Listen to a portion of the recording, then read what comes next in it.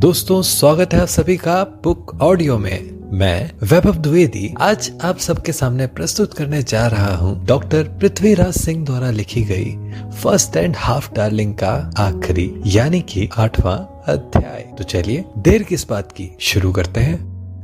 Hospital में doctor राज के quarantine room का दरवाजा एक सफाई कर्मी ने खटखटाया। सुबह के 7 बज चुके थे।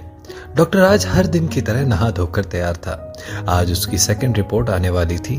डॉक्टर सिंह राउंड पर आए। उनके हाथ में रिपोर्ट थी और चेहरे पर मुस्कान। बधाई डॉक्टर राज, तुम्हारी रिपोर्ट नेगेटिव ही है फाइनली। वैसे अब तबीयत कैसी है आपकी? डॉक्टर सिंह ने पूछा। जी सर, अब ठीक है, डॉक्टर राज ने भारी आवाज में उत्तर दिया। ओके, तो तुम्हें डिस्चार्ज करके होम आइसोलेशन में भेज देते हैं और इस पीरियड में 10 दिन तक पेशेंट मत देखना, डॉक्टर सिंह ने हिदायत दी।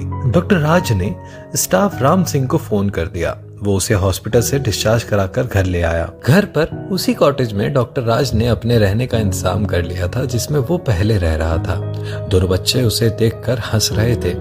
पापा 4 दिन तक हॉस्पिटल में भर्ती थे तो डॉक्टर भी पेशेंट हो जाते हैं क्या? कुमार ने स्वरा से पूछा। हाँ बेटा, पापा भी बीमार हो जाते हैं कभी कभी, स्वरा ने हंसते हुए कहा। डॉक्टर राज सभी को देख रहा था। उन्हें देखकर मुस्कुराता रहा। क्वारंटीन में रहते हुए उसे महसूस हो गया था कि घर एक जरूरत है और जिम्मेदारी भी। इससे दूर रहना मुनासिब नहीं। काफी दिनों के बेस्वाद खाने के बाद आज अच्छा खाना खाने को मिला। इतने दिनों तक चल रहे मन के कोलाहल में आज शांति थी।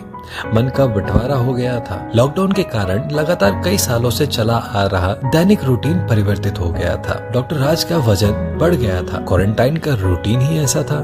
सोना, खाना, फिर सोना, बिस्तर में पड़े रहना, मोबाइल के साथ पड़े रहना, पड़े रहकर टीवी देखना। इस रूटीन की भी अलग ही भावनाएं थीं। पड़े पड़े ही ख्याल आया, कहाँ होंगी अब वो दोनों? क्यों ना उनको ढूंढा जाए। डॉक्टर राज के मन में रोमांच सा आ गया। ये ख्याल अभी तक क्यों नहीं आया? कहाँ तो वो नीलू के लिए अपना कैरियर दांव पर लगा रहा था और जब कैरियर बन गया तो सोचा भी नहीं उसके बारे में। डॉक्टर राज ने खुद के मन को कुरेदा। अब उसे लग रहा था कि सामाजिक जिम्मेदारी, कैरियर की भागदौड़ में एक सफल डॉक्टर बनने और आर्थिक स्वतंत्रता के पूर्वाग्रह ने कहीं न कहीं दमन कर दिया था उस नैसर्गिक प्यार की वेदना को।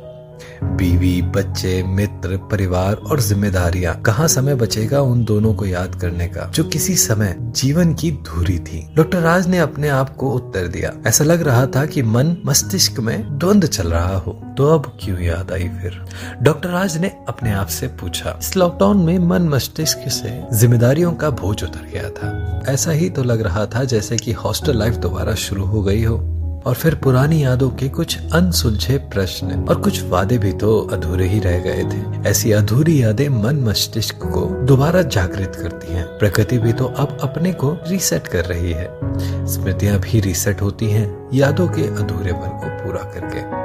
डॉक्टर राज ने अपने आप को जवाब दिया, कोई अधूरापन नहीं रहे जिंदगी में, इसलिए इस भौतिक संसार में पैसा कमाया जाता है। वरना पैसा तो एक सामान्य मानसिक विचार की तरह ही है, लेकिन अंततः पैसा हावी हो जाता है और जिंदगी का अधूरापन बढ़ता जाता है। परंतु इस लॉकडाउन ने पैसे के सर्वशक्तिमान होने के विचार को धराशाही कर दिया था, इसलिए उसके लिए सुखद स्मृतियां अभी अनमोल थी। मन ने एक और तर्क दिया। डॉक्टर राज ने फोन उठाया और फेसबुक पर उन्हें ढूंढना शुरू किया। उसे ज्यादा मशक्कत नहीं करनी पड़ी उन दोनों को ढूंढने में। उन दोनों की शादी हो चुकी थी। उन्होंने फेसबुक पर अच्छे अच्छे स्टेटस डाल रखे थे, लेकिन डॉक्टर राज को सबसे ज्यादा आश्चर्य नीलू के स्टेटस को देखकर हुआ। उसने नाम के आगे अपना सरनेम बदल रखा था, मतलब उसने लव मैरिज की है। डॉक्टर राज ने लेटे हुए ही सोचा, लेकिन और खोजबीन करने के लिए अब वो दीवार से पीठ लगाकर बैठ गया। नीलू उदयपुर में ही थी। उसका पति इंटीरियर डिजाइनर था और उसने उदयपुर में ही होटल को सप्लाई होने वाले एंटीक और वुडन लग्जरी इंटीरियर की शॉप की फोटो अपलोड कर रखी थी। रागिनी अजमेर में थी। हाउसवाइफ के रूप में स्टेटस था। उसके पति की प्रोफाइल देखी, वो आर्किटेक्ट था। कुछ अपने द्वारा डिजाइन किए हुए प्रोजेक्ट्स उसने अपनी प्रोफाइल में डाल रखे थे। दोनों दंपतियां खुश लग रही थी फेसबुक पर। नीलू में कोई परिवर्तन नहीं था। जैसी सुंदरता पहले थी वैसी ही अब भी थी। काफी छानबीन की डॉक्टर राज ने उनके बारे में। उनके काफी पोस्ट और शेयर की हुई पोस्ट पढ़ी। कर्मा और भाग्य के बारे में नीलू ने एक पोस्ट शेयर की हुई थी। तो क्या ये विश्वास करती है भाग्य में? एक बनावटी सी मुस्कान आई डॉक्टर राज के चेहरे पर और थोड़ा दुखी भी था वो अपने आप से। उसे उस दिन उसके भाई से बोलकर सब कुछ यूं ही खत्म नहीं करना चाहिए था। कुछ भाग्य के सहारे भी छोड़ सकता था वो। डॉक्टर राज के मन में बेतुका सा ख्याल आया, लेकिन कहीं पढ़ाई के उच्चतम स्तर या एग्जाम के आसपास नीलू का फोन आता या ये प्रेम कहानी आगे चलती तो हो सकता है सिलेक्शन ही ना हो सकता। राज ने समझाया अपने को, तुम्हें तो खुश होना चाहिए कि सब खुश हैं। यही तो चाहते थे तुम भी कि नीलू और रागिनी हमेशा खुश रहें, और तुम भी तो सबसे अमीर हो आज। सब कुछ तो है तुम्हारे पास, अब तो एक खोया हुआ प्यार भी है। अपने मन को तसल्ली देते हुए राज ने एक गहरी सांस ली और आंखें बंद कर ली। सुखद यादें समंदर की लहरों के समान होती हैं, जिन्हें किनारों पर टकराने से कोई उद्देश्य की पूर्ति नहीं होती, लेकिन किनारे पर सुंदर रेत को इकट्ठा करके सुंदर किनारा बनाए रखने की प्रेरणा देती रहती हैं। लेकिन कभी कभी ये लहरें बड़ी और प्रचंड भी हो जाती हैं और उसी किनारे पर विध्वंस मचा देती हैं जो उन्होंने सालों पहले से बनाया था। पहचानना भी मुश्किल हो जाता है उस किनारे को। इसलिए सुंदर यादों को संजोए रखना है और उन्हें केवल किनारों से टकराने देना है, बस यादें विकृत न हो जाएं। डॉक्टर राज के विचारों के क्रम को कमरे के दरवाजे के खुलने की आवाज ने विराम दिया। देवदास की तरह क्यों बड़े हुए हो? दोपहर हो गई है, अब तो नहा लो। स्वरा ने कमरे के अंदर प्रवेश किया। डॉक्टर राज केवल उसकी तरफ मुस्कुराया। हाँ, पारो की याद आ रही थी। डॉक्टर राज ने अंतर्मन की वास्तविकता को मजाक में बोला। चलो उठो, नहा लो, मैं कमरा साफ करके चादर बदल दूं। स्वरा ने आंखें निकालते हुए कहा। शायद राज के मजाक पर ज्यादा ध्यान नहीं दिया उसने। शाम को रणसा बन्ना का फोन आया। हुकुम, पधार गए घर? चहकती आवाज में रणसा ने पूछा। हाँ यार, घर पहुंच गया, डॉक्टर राज ने बोला। तो आदेश हुकुम, घर पर आ जाऊं क्या? काफी दिन हो गए मिले हुए। बन्ना की आवाज में मित्रता पूर्वक निवेदन था। अरे अभी लॉकडाउन में कैसे आओगे? मिलने की इच्छा तो मेरी भी है बन्ना, डॉक्टर राज ने समझाते हुए कहा। नहीं हुकुम, मैं तुम्हें दिखाने के बहाने से आ जाऊंगा, रणसा ने समाधान बताया। ठीक है, डॉक्टर राज ने हंसते हुए कहा। डॉक्टर राज जानता था कि रणसा बन्ना के पास हर समस्या का समाधान है और उससे मिलकर उसकी मानसिक अवस्था ठीक हो जाएगी, जो पिछले 4-5 दिनों से अस्त व्यस्त चल रही थी। कुछ देर में रणसा आ गया। उसके हाथ में कोल्ड ड्रिंक की बोतल थी। राज के पास रखे गिलास में उसने कोल्ड ड्रिंक उड़ेलते हुए पूछा, कितनी रखूं हुकुम? डॉक्टर राज जानता था कि उसमें उसने वाइन मिला रखी है, जैसा कि वो हमेशा करता है। तुम्हें कोई कोरोना है क्या? बस छोटी मोटी खांसी के लिए भर्ती हो गए आप तो, उसने उड़ेलना बंद करते हुए कहा। पता नहीं यार, कुछ ज्यादा ही हो गई थी, पहले ऐसी खांसी कभी नहीं हुई, डॉक्टर राज ने कहा। तो थोड़ी थोड़ी तो बनती है भाई के कोरोना ना होने की खुशी में। उसने अपने लिए दूसरे गिलास में भी उड़ेलना शुरू कर दिया था। ज्यादा ठंडी तो नहीं है? डॉक्टर राज ने गिलास को हाथ लगाते हुए पूछा। नहीं हुकुम, नॉर्मल है। रणसा ने उसे विश्वास में लिया। ठीक है, मैं तो बस तेरा मन रखने के लिए ले रहा हूँ। डॉक्टर राज मना नहीं कर सका। थोड़ी देर होटल और बिजनेस की बातें हुई। होटल बिजनेस की मंदी से लेकर विश्व अर्थव्यवस्था तक भी बातें पहुंच गई थी। फिर अंत में वही आ गई पुरानी यादों पर। उसने दूसरा पैक भी बना कर दिया। डॉक्टर राज फिर मना नहीं कर पाया। रणसा बन्ना, मैं इन 4-5 दिनों में दोबारा हॉस्टल लाइफ जीने लग गया था। जो बातें सालों पहले जान पूछकर खत्म कर दी गई थी, वो दोबारा जीवित हो गई यार। उसके लिए थोड़ी गिलानी भी है। मैं उन दोनों के साथ सही न्याय नहीं कर सका। डॉक्टर राज ने अपनी कहानी का कुछ हिस्सा सुनाते हुए कहा। काफी हिस्सा रणसा पहले से ही जानता था। नहीं डॉक्टर साहब, उस समय की परिस्थिति के हिसाब से आप जो कर सकते थे वो आपने किया। आपने किसी को धोखा नहीं दिया है। मैं अच्छी तरह जानता हूँ आपको। आपने किसी को धोखा दिया होता तो शायद वो कभी याद भी नहीं आती, अच्छी यादें ही याद आती हैं। रणसा बन्ना गंभीर था, जो कि वो बहुत कम होता है, लेकिन अब तो उनके बारे में सोचना भी गुनाह है। मेरा प्रोफेशन और आज की परिस्थितियां ऐसा सोचने की परमिशन नहीं देती, डॉक्टर राज ने अपने आप को धिक्कारते हुए कहा। खूबसूरत यादें कल्पनाओं की प्रेरणा हैं, इन पर रोक की बंदिशें क्यों? कल्पनाएं ही तो मनुष्य को जीवित रखती हैं। उसी की पूर्ति के लिए तो सब इतनी हार्ड तोड़ मेहनत करते हैं। मेरे लिए होटल्स मेरी प्रेमिका हैं। उनके बारे में सोचने से, कल्पना करने से मुझे प्रेरणा मिलती है और मैं ऐसा कर पाता हूँ तो सुकून भी मिलता है।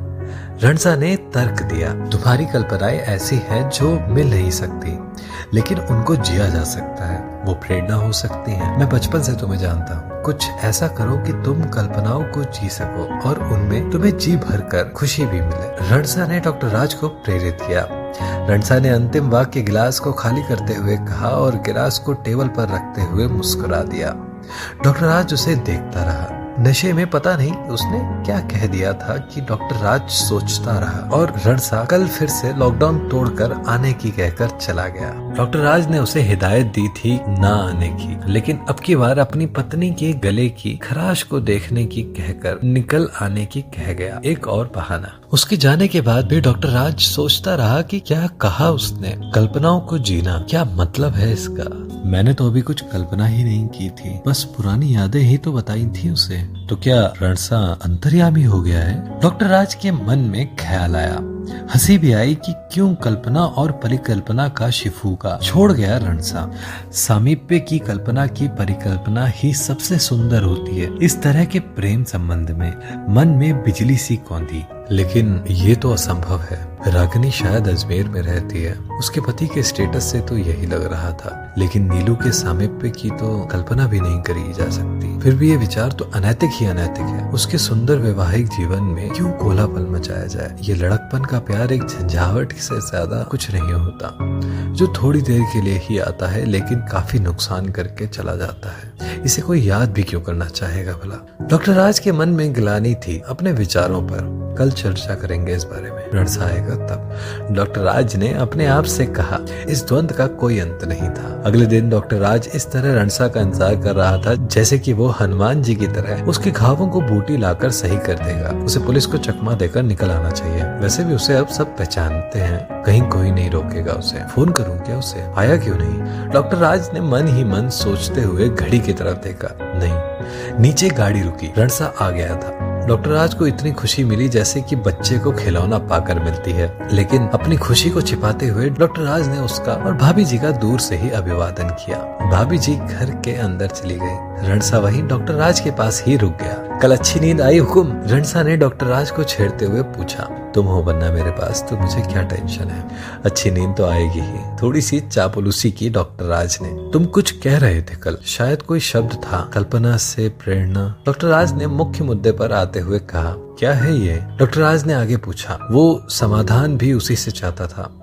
मतलब तुम रात को सो नहीं पाए? रणसा बन्ना ने डॉक्टर राज की मनोस्थिति को भांपते हुए कहा। जरूरी नहीं कि हर बात मोहब्बत को नाम मिले, और तुम्हारी कहानी की अच्छी बात यह है कि तुमने इसकी अच्छी यादें संजा रखी हैं। कई लोग तो केवल कुत्सित रूप ही देखते हैं इसका। रणसा ने गंभीर होते हुए कहा। तो क्या सोचा है? क्या करना है यादों का? जीवित रखना है क्या उन कल्पनाओं को? रणसा ने मुस्कुराते हुए पूछा। बस यादों को जीवित रखना चाहता हूँ रणसा। कहीं न कहीं मेरे अवचेतन मन में कुछ कर गुजरने की प्रेरणा रही है वो दोनों। बस मेरा तो यही मतलब है, तेरी कही बात कल्पना से प्रेरणा लेने का। डॉक्टर राज ने अपनी बात खत्म करी। अच्छा, थोड़ी डिटेल लगेगी उनकी फैमिली की? रणसा ने डॉक्टर राज की मनोवस्था को समझते हुए पूछा। डॉक्टर राज ने उसे सारी डिटेल बता दी। उनकी डिटेल्स देखकर काफी देर तक रणसा सोचता रहा। डॉक्टर राज भी खामोशी में सिगरेट के कश लेने लगा। हो सकता है। रणसा ने डॉक्टर राज के कंधे पर हाथ रखते हुए कहा। हमेशा के लिए जीवित हो जाएंगी यादें। रणसा की आंखों में शरारत थी। कैसे? डॉक्टर राज की आंखों में चमक थी। वो मैं आपको 1-2 दिन बाद बताऊंगा। मुझे भी थोड़ा काम करना पड़ेगा इस मैटर में, बाकी तो आपको ही संभालना पड़ेगा। रणसा ने विश्वास दिलाया। रणसा के चेहरे पर मुस्कान थी।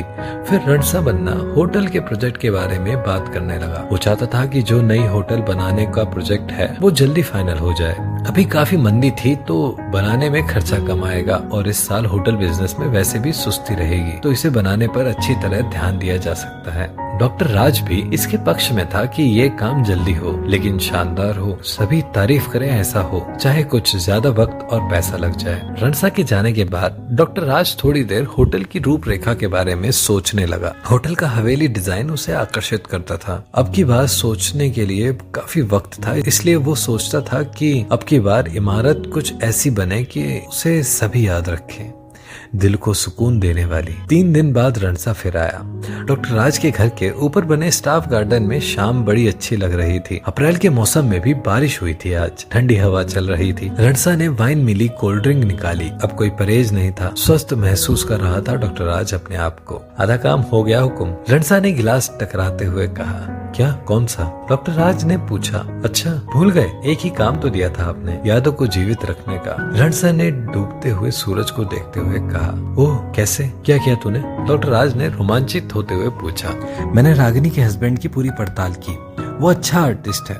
फिर मैंने बात की उससे और होटल के नक्शे का काम देकर इस बहाने से साइट पर बुला लिया। उसने लॉकडाउन खत्म होने के बाद आने की कहा है। वैसे वो नक्शा बनाता रहेगा और ऑनलाइन डिजाइन पसंद करने के लिए हमें भेजता रहेगा। मैंने अपना परिचय मैनेजर के रूप में दिया है और आपको मालिक बताया है इस प्रोजेक्ट का। नक्शा आप ही अप्रूव करोगे, जब चाहो तब बात कर लेना उससे। धीरे धीरे उसने सब कुछ समझाया और डॉक्टर राज को उसका नंबर दे दिया। ये कहाँ से मिला? डॉक्टर राज ने पूछा। उसको मेल किया था, उसकी कंपनी की वेबसाइट है। रणसा ने एक घूंट पिया। तू बड़ा तेज निकला बन्ना। डॉक्टर राज ने उसकी तारीफ और खिंचाई की। हुक्म आपकी यादों को जिंदा करने की जिम्मेदारी है आखिर। रणसा ने एक और पैक बनाते हुए कहा। आज ज्यादा डाल लाया है इसमें, हिट कर रही है। डॉक्टर राज ने खुशी को छिपाने का बहाना बनाया।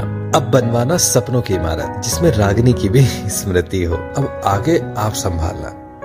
रणसा ने मुस्कुराते हुए जिम्मेदारी सौंपी। हाँ, अब मैं संभाल लूंगा। थैंक्स रणसा कि तेरे मन में ये विचार आया। डॉक्टर राज ने प्रशंसा की मुद्रा में कहा। डॉक्टर राज को आज रणसा की मित्रता पर गर्व हो रहा था। आखिर उसने समझी उसके मन की बात बिना कुछ कहे ही। उसने सूखे हुए पेड़ पर पानी डाला था और पानी ज्यों ही लगा, सूखे पेड़ पर कोपले आना शुरू हो गई थी। अब तो बस इंतजार था कोपलों का मजबूत डाली बनने का। डॉक्टर राज ने रणसा को बोल दिया था कि उसके पति को मेरा नंबर दे देगा। वो उससे खुद बात करेगा और कहेगा कि नक्शा पेश करे। डॉक्टर राज ने पेश करने पर ज्यादा जोर दिया। जी मालिक। रणसा हंस गया। कुछ दिन बाद कुछ शर्तों के साथ लॉकडाउन खुल चुका था। डॉक्टर राज की रागिनी के पति राजीव से बात हुई। 2 नक्शे रिजेक्ट करने के बाद डॉक्टर राज ने फाइनल डिजाइन अप्रूव किया। राजपूताना हवेली लुक, छतरियां, स्विमिंग पूल और पूल के चारों कोने पर छतरियां। दिल के करीब था ये डिजाइन। 3 मंजिल और 50 कमरों का आलीशान होटल। डॉक्टर राज खुश था कि लॉकडाउन के बाद भी उसे काम मिल गया था। इसी बीच वो एक दिन साइट पर आया। वो अक्सर रणसा को ही फोन करता था, लेकिन आज रणसा बन्ना ने उसे डॉक्टर राज से मिलने को कहा था और उसे हिदायत दी थी कि मालिक नाराज ना हो और जो भी डिजाइन में चेंज करने को कहें उसे सर माथे पर लेना। राजीव ने डॉक्टर राज को फोन किया। डॉक्टर राज ने उसे हॉस्पिटल ही बुला लिया। हॉस्पिटल में मरीज थोड़े बढ़ गए थे क्योंकि बारिश में रोगियों की संख्या बढ़ती है।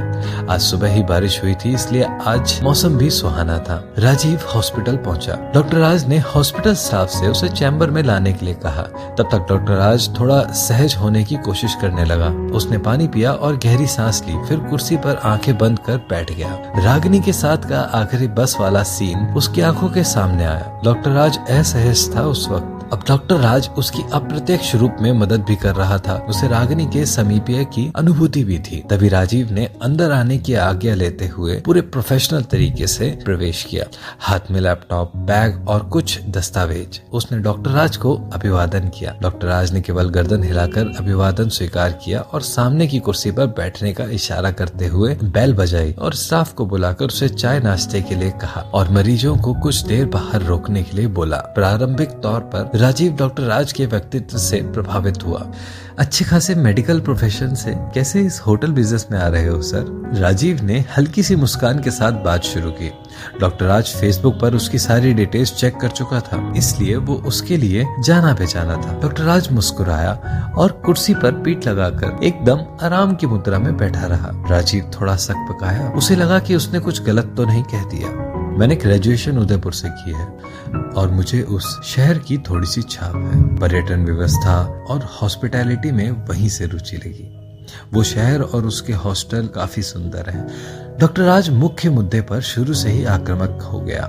ओह गुड, मेरी वाइफ ने भी वहीं से ग्रेजुएशन किया है, होम साइंस में। अपेक्षा के अनुरूप राजीव बोला। वेरी नाइस, तो उन्हें काफी अनुभव होगा उदयपुर के कल्चर का?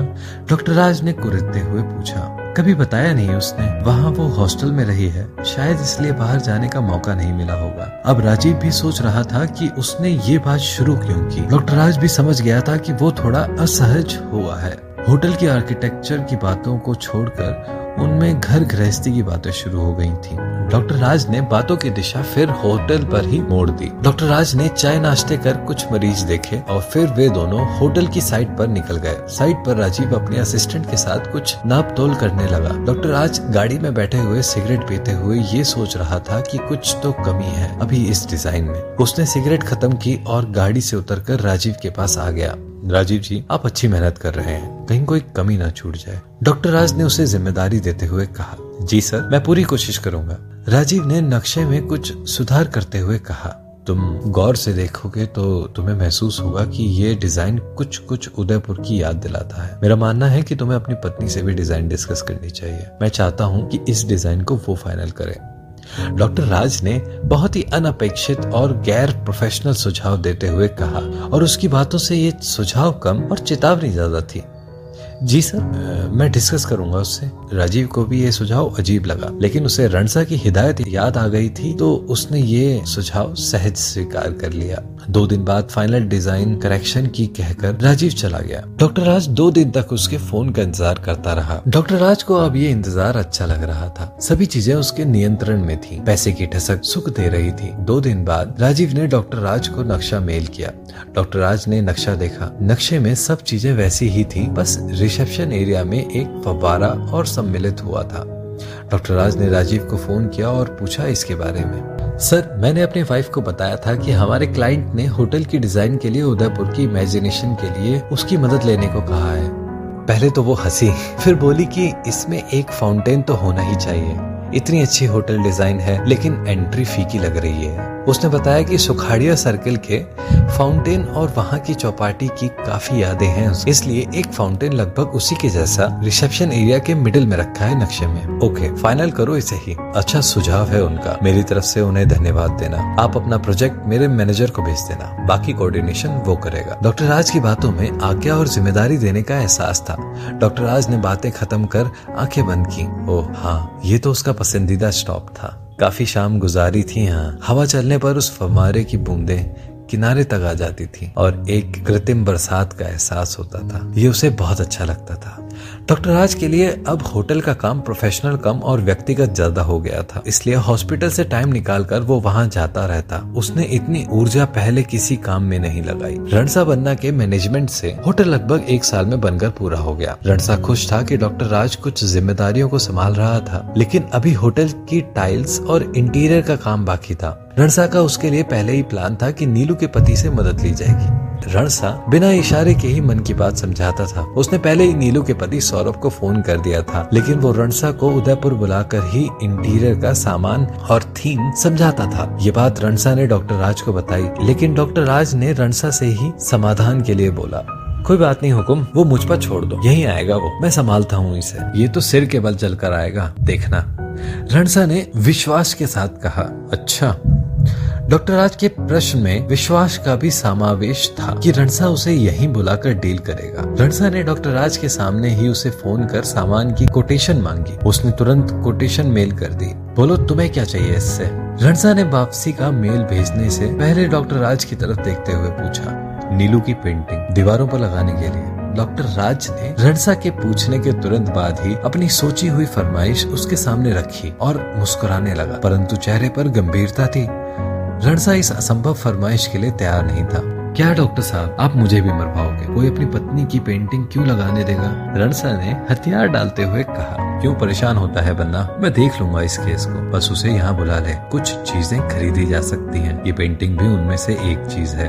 राज ने मुस्कुराकर कहा, जिस कैरियर की खातिर खुद अपना प्यार कुर्बान कर दिया, अब मैं दिखाता हूँ इसकी ताकत। डॉक्टर राज ने मन में सोचा। प्लान के अनुसार डॉक्टर राज ने रणसा से कहा कि जरूरत के सभी सामान की इसे रजामंदी दे दो और होटल पेंटिंग को रिजेक्ट कर दो। उसे बोलना कि अभी उनके पास टाइम नहीं है और होटल मालिक पेंटिंग पर कोटेशन रेट से 50% ज्यादा देंगे, लेकिन थीम वो ही बताएंगे कि कैसी पेंटिंग चाहिए। उनका पेंटिंग पर विशेष ध्यान है और ये ही लाखों रुपए की हो रही थी। रणसा ने भी फोन पर सौरभ को समझाया कि अभी मालिक के पास टाइम नहीं है, वो पेंटिंग की ज्यादा कीमत देने को भी तैयार हैं, लेकिन उनके मुताबिक होगी है। काफी नानुकार के बाद सौरभ जयपुर आने को तैयार हो गया। डॉक्टर राज के अड़िग फैसले से रणसा को आश्चर्य हुआ, क्योंकि पहले कभी डॉक्टर राज ने ऐसी जिद नहीं की थी। नियत तिथि को सौरभ आया, उसे अपने रिजॉर्ट पर ही ठहराया था रणसा बन्ना ने। उसकी अच्छी आगवानी की गई। वो डॉक्टर राज और सौरभ की होने वाली आगे की वार्ता के लिए अच्छा माहौल तैयार कर रहा था। रणसा उसे नई होटल भी लेकर गया, जहां फिनिशिंग का काम चल रहा था। सौरभ होटल के डिजाइन से प्रभावित था। शायद इतने बड़े काम और इंटीरियर डिजाइन का पहली बार मौका मिला था उसे। उसने काफी तारीफ की होटल के लुक की और बनावट की। शाम को डॉक्टर राज रिजॉर्ट पहुंचा। रिजॉर्ट की बाहरी चकाचौंध ने सौरभ के मन को काफी प्रभावित कर लिया था। वो भी डॉक्टर राज की ही प्रतीक्षा कर रहा था। बाहर गार्डन में पेड़ों के नीचे सौरभ और रणसा बैठे हुए थे। डॉक्टर राज के पहुंचने पर रणसा ने उसका परिचय कराया। वो खड़ा हो गया। डॉक्टर राज को काफी अच्छा लगा उसके सम्मान में सौरभ के खड़े होने पर। डॉक्टर राज ने उसे बैठने का इशारा किया और खुद भी वहीं बैठ गया। ड्रिंक्स लेते हो? डॉक्टर राज ने सौरभ से पूछते हुए अपनी बात शुरू की। जी, कभी कभार, सौरभ ने असहजता से डॉक्टर राज की तरफ देखते हुए कहा। हाँ, तो आज अच्छा ओकेजन है, तुम्हें अच्छी डील मिलने जा रही है। डॉक्टर राज ने मुस्कुराकर कहा, वैसे तो जयपुर में ही काफी इंटीरियर डिजाइनर है, लेकिन तुमने देखा होगा कि होटल की डिजाइन में उदयपुर की आर्किटेक्चर का असर है, तो मैं चाहता हूँ कि इंटीरियर भी वहीं का हो। डॉक्टर राज ने सौरभ को इस काम के लिए चुनने का कारण बताया। रणसा ने 3 पैक बनाए। वो चुपचाप उनकी बातें सुन रहा था। जी, मैं कोशिश करूंगा कि जैसा आप चाहते हो ऐसा ही इंटीरियर हो, ऐसा ही लुक आए। सौरभ ने पैग लेते हुए कहा, ऐसा हुआ तो हम आपको मुंह मांगी कीमत देंगे। डॉक्टर राज ने उसका हौसला बढ़ाया। इंटीरियर तो ये देख लेंगे, उदयपुर आ जाएंगे कभी भी जब आपकी पूरी तैयारी हो जाए तब। डॉक्टर राज ने रणसा बन्ना की तरफ इशारा किया। रणसा ने भी सहमति में सिर हिलाया। वो कुछ बोल नहीं रहा था, बस डॉक्टर राज और सौरभ की बातें सुन रहा था। देखो, इंटीरियर का अहम पार्ट पेंटिंग होती है, क्योंकि इन पर सबकी नजर जाती है। ट्रेडिशनल पेंटिंग काफी प्रसिद्ध है और कॉमन भी है, लेकिन अब कुछ हटकर होना चाहिए। डॉक्टर राज ने गंभीर होते हुए कहा, कुछ सुझाव दीजिए कि कैसी हो आपकी सोच की पेंटिंग। सौरभ ने जिज्ञासा पूर्वक डॉक्टर राज को देखा। कुछ नेचुरल, फोटोग्राफिक हो, पैनोरामिक व्यू देखकर उसे बड़ी सी फ्रेम में फिट किया जाए। मेरे हिसाब से बारिश में उदयपुर जैसी नेचुरल ब्यूटी कहीं नहीं होती। एक सुंदर मॉडल लेकर अलग अलग पोज और शेड में अलग अलग स्पॉट का फोटो लिया जाए। उसमें से जो पसंद होगी वो रख ली जाएगी। मेरा इमेजिनेशन तो कुछ ऐसा ही है। डॉक्टर राज ने गहरी सांस छोड़ते हुए कहा। उसका गला थोड़ा शुष्क हो गया था, इसलिए एक घूंट पीकर गला तर किया। रणसा मुद्दे को पहले से ही समझकर थोड़ा परेशान दिख रहा था।